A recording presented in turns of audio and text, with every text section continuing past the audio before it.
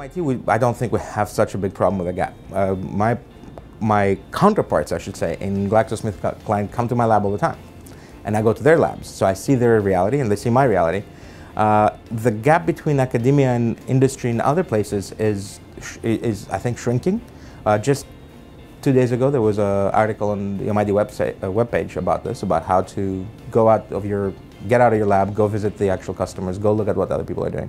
We're pretty good at this. ILP helps with that too. This is part of the mission, I think, at least the interest for the academics to come here and talk to you guys and sometimes entertain the people that you bring over by showing them labs and stuff, is because we get to also learn how they think.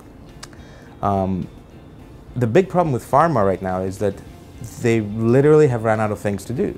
They keep doing the same thing over and over with more expensive machinery, with more expensive algorithms, with more compounds that they know last time was a one-off hit. Every time you find a drug, the next drug becomes harder to find. That tells you that you're not doing iterative optimization. Every time you build a bridge, the next bridge becomes easier to build because you've learned something. Every time you design an airplane, the next airplane is a little bit easier to design because you've learned a little bit and you can build on what you've learned. With drugs, we don't do this. We throw more and more money at it, but we don't actually learn from one drug to the next. So that is the big disconnect. Not just between academia and industry, it's between everything. We haven't quite realized that we're playing the lottery when we're looking for new drugs, and every time you win, the numbers become more, and now you have to give more money to win the next lottery ticket, and that's unsustainable. Actually, it has a very predictable end. 2020, you will start seeing pharmas go down. You've already started seeing pharmas cut their research budget. They're looking into repurposing drugs instead of discovering new drugs.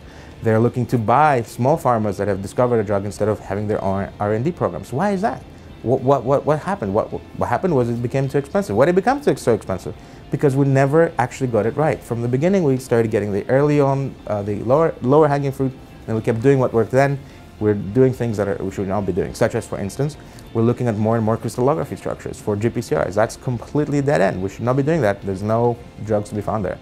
So the message to ILP members is that you're in the right place to learn about how MIT does it. You could learn a lot more by asking questions, not just taking the tour, but asking directed questions, and come to the labs. I mean, many labs will host you.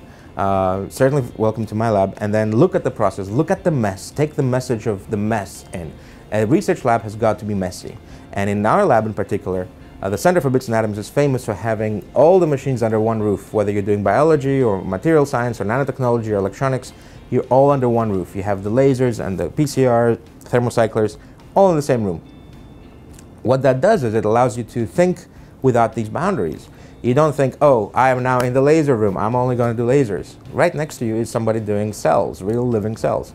It doesn't take too much of effort to start seeing the crossover there. That cross-pollination of ideas is important to business also. Now, business has got to be much more focused, which is why one of the missions of ILP is, and correctly so, is to bring businesses into MIT to see what can they sponsor here that we can do for them. We can absorb a lot of the craziness and a lot of the failure that goes on with research that doesn't get absorbed very well in the industrial setting.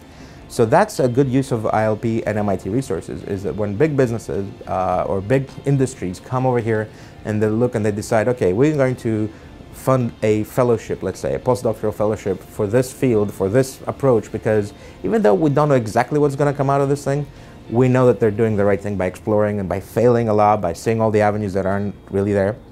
That is a better way to spend your money than to make an MIT at home, because if you're a big pharmaceutical company, you can't really afford, even if you're the biggest in the world, you can't really afford an MIT in your backyard.